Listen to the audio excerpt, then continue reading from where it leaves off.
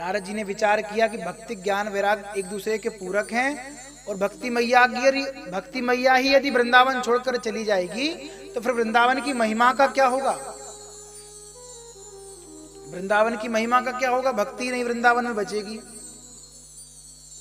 तो उन्होंने भक्ति मैया से कहा, मैया तुम वृंदावन छोड़कर के कहीं मत जाना, क्योंकि प्रत्येक जीव का आकर्षण विदेश की ओर है। हर व्यक्ति चाहता है कि मैं बाहर जाकर के रहूं, बाहर कमाऊं, बाहर खाऊं, यहां कुछ नहीं होने वाला। तो हर व्यक्ति आजकल विदेश जाना चाहता है, परंतु इस संपूर्ण सृष्टि में माता जी उस कलिकाल का ही प्रभाव है। और आप तो धन्य है वृंदावन, जहां पर आज भी आपका इतना सम्मान है, जहां आप युवती बनी बैठी हैं। क्योंकि मैंने संपूर्ण सृष्टि घूमी, सब जगह कलयुग का ही डंका बज रहा है। और वास्तविकता में बंधुओं, जितनी भक्ति श्रीधाम वृंदावन में है भगवान के लिए, उतनी और इस संसार में कहीं नहीं है। भक्ति महारानी आज भी वृंदावन में विराजमान है और नव युवती, अंधी भक्ति नहीं है। वृंदावन के तो ऐसे ऐसे रसिक भक्त हैं जिनके दर्शन करने मात्र से आपका कल्याण हो जाएगा। तो रसिकों की भूमि है श्रीधाम वृंदावन। तो वहां भक्ति महारानी से नारद जी ने कहा कि आप वृंदावन छोड़कर कहीं नहीं जाइए, क्योंकि आजकल संपूर्ण सृष्टि पर कलयुग का ही वास हो रहा है।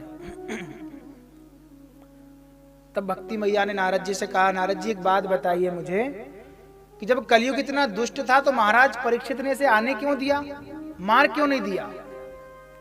अच्छा, महाराज परीक्षित ने दंड नहीं दिया तो प्रभु भी इसकी उद्दंडता को क्यों स्वीकार करते हैं? तब नारद जी ने कहा कि भक्ति महारानी आप सुनिए ध्यान से। जिस दिन प्रभु ने द्वापर के अंत में, जब प्रभु का अंत हुआ, प्रभु स्वधाम को गए, तो जिस दिन प्रभु इस धाम को छोड़ करके गए थे, उसी दिन कलयुग ने अपना पैर जमाना प्रारंभ कर लिया था। और जब महाराज परीक्षित इसे मारने के लिए खड़े हुए तो ये दीनहीन होकर के उनकी शरण में गिर गया। परंतु महाराज परीक्षित तो बड़े वैष्णव हैं, भक्त हैं भगवान के, और भगवान का भक्त कभी भी किसी को मार नहीं सकता। और जो शरण में आ गया उसे तो कदापि नहीं मारते। क्षत्रियों का ये धर्म होता था कि अगर कोई शरणापन्न हो गया, कोई शरण में आ गया, तो बुरु से बख्श दिया करते थे, छोड़ दिया करते थे, चलो तुझे जीवित छोड़ा। तो कलयुग भी दीनवश शरणंगतः, दीनहीन होकर के महाराज परीक्षित के चरणों में गिर पड़ा। तो इसमें असंख्य दोष होने के कारण भी महाराज परीक्षित को इसके अंदर एक गुण अच्छा दिख गया। एक गुण इनको बहुत अच्छा लगा। वो गुण कौन सा है आप जानते हैं? पता है कि नहीं? हाँ या ना? तो सुनिए, हम बता देते हैं।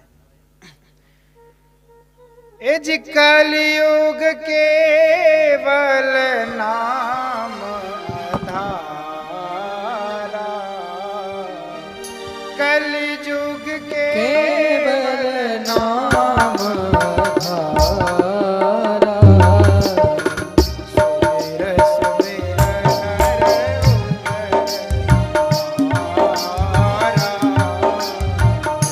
सुमिर सुमिर नर उतरे पारा,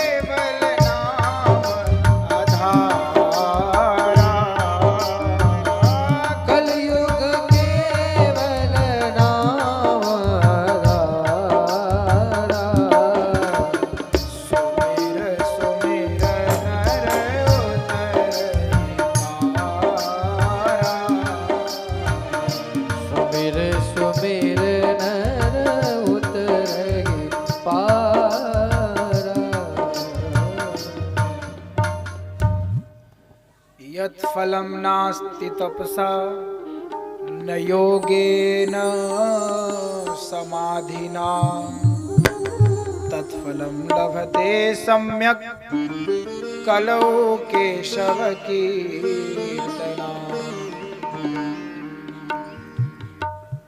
कलयुग में ये एक गुण देखा महाराज परीक्षित ने कि जो पुण्य आपको अनेकानेक वर्ष तपस्या करने के बाद, अंगूठे के बल खड़े होने के बाद, निर्जला रहने के बाद जो फल की प्राप्ति होती थी, वह कलयुग में केवल और केवल भगवान के नाम मात्र से आपको प्राप्त हो जाता।